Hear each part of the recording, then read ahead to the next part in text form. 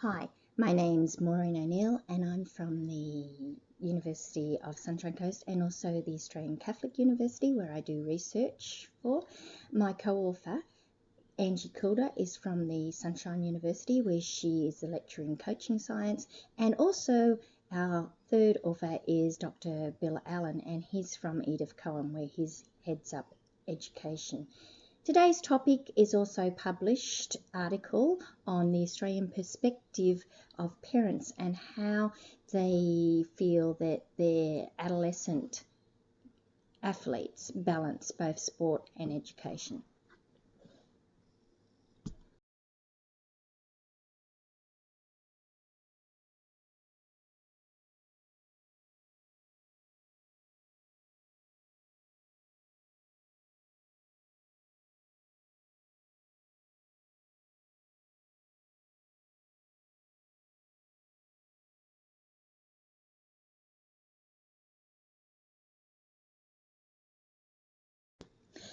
To begin, we really need to look at the empirical literature, and there is a lot of information about athletes' concerns in many studies and researches done, such as the first one would be time and allocation management, and Radke and Coulter in 2007 did a study throughout all of the various countries and looked at how athletes can more effectively balance with flexible timetables, etc., school and training.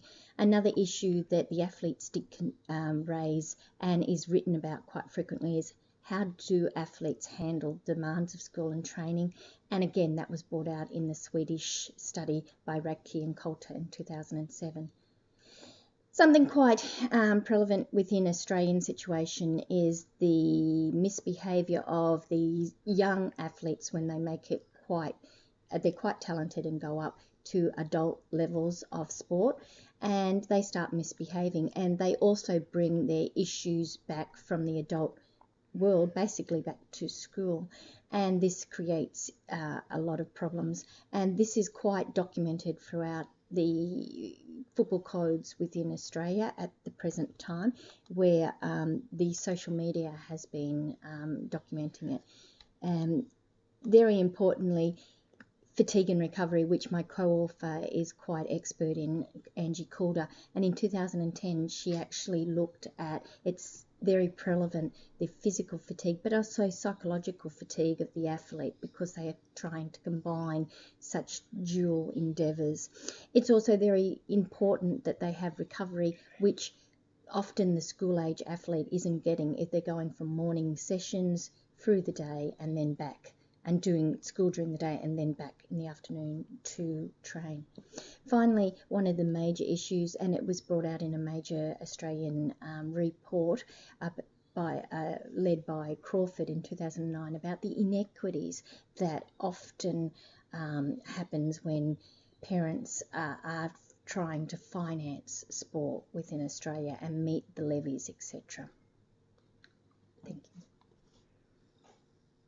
The design of this study is a cross-sectional design where we use qualitative techniques. It was from a larger doctoral study where there was 3 groups actually, athletes, parents and teachers. As you can see, it ended up 39 in-depth interviews with 19 athletes, current and former, 10 parents of school age athletes and 10 teachers. We used the qualitative software NVivo and did matrix queries, and we put some of the frequencies into SPSS.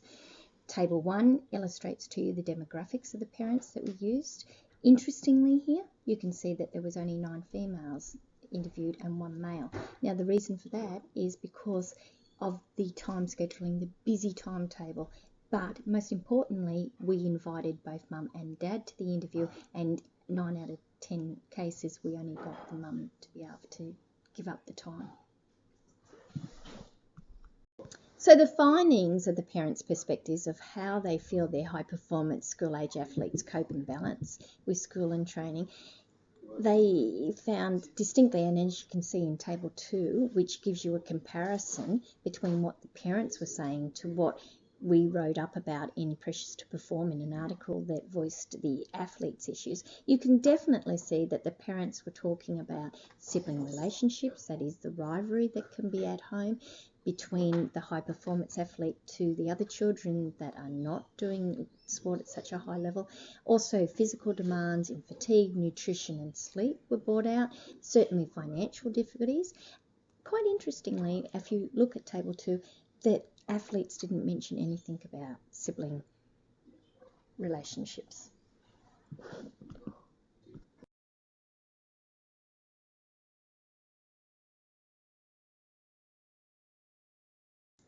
Table 3 further goes on and shows some more issues that were identified by parents, and quite interestingly, whether athletes also spoke about them from our write-up on that particular journal article of Pressures to Perform for athletes. Now, as you can see here, the parents certainly spoke a little bit about time management, what created issues at school, that is, how to juggle missed school assignments, etc., and then social issues. Now, quite interestingly, the parents didn't talk about anything about bullying, but we now have a published article that actually defined that out of the 19 athletes, all 12 females spoke of bullying, whereas none of the males did.